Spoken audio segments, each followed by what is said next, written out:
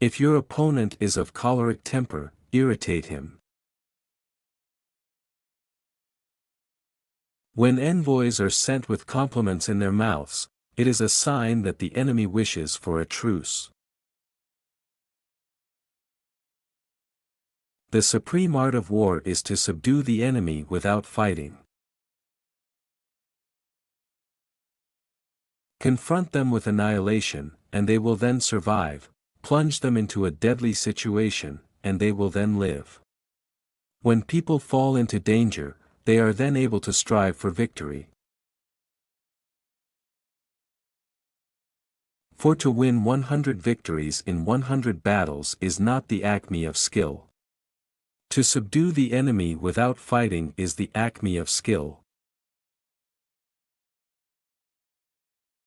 In the practical art of war, the best thing of all is to take the enemy's country whole and intact.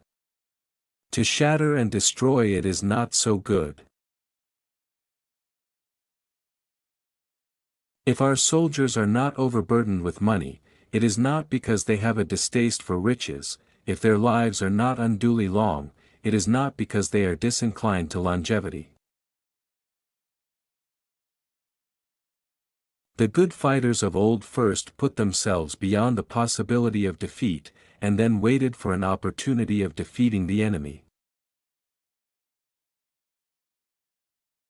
Hence that general is skillful in attack whose opponent does not know what to defend, and he is skillful in defense whose opponent does not know what to attack.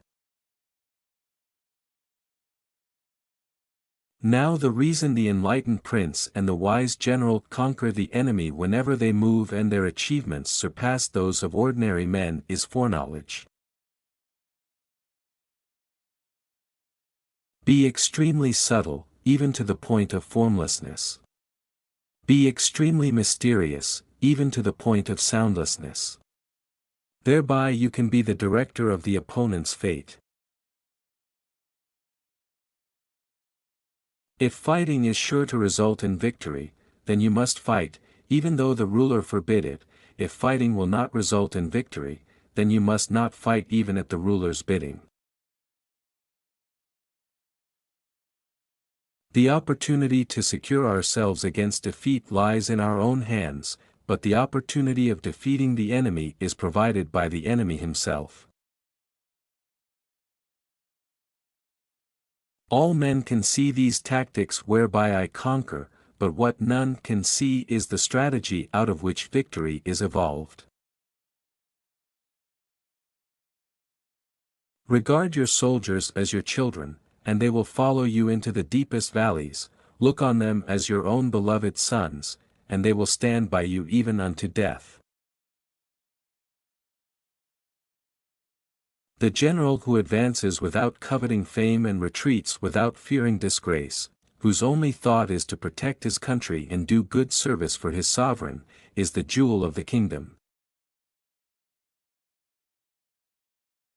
To see victory only when it is within the ken of the common herd is not the acme of excellence. Thus it is that in war the victorious strategist only seeks battle after the victory has been won, whereas he who is destined to defeat first fights and afterwards looks for victory. It is only the enlightened ruler and the wise general who will use the highest intelligence of the army for the purposes of spying, and thereby they achieve great results. For them to perceive the advantage of defeating the enemy, they must also have their rewards. Of all those in the army close to the commander none is more intimate than the secret agent. Of all rewards none more liberal than those given to secret agents, of all matters none is more confidential than those relating to secret operations. If we know that our own men are in a condition to attack, but are unaware that the enemy is not open to attack, we have gone only halfway towards victory. It is essential to seek out enemy agents who have come to conduct espionage against you and to bribe them to serve you. Give them instructions and care for them. Thus doubled agents are recruited and used.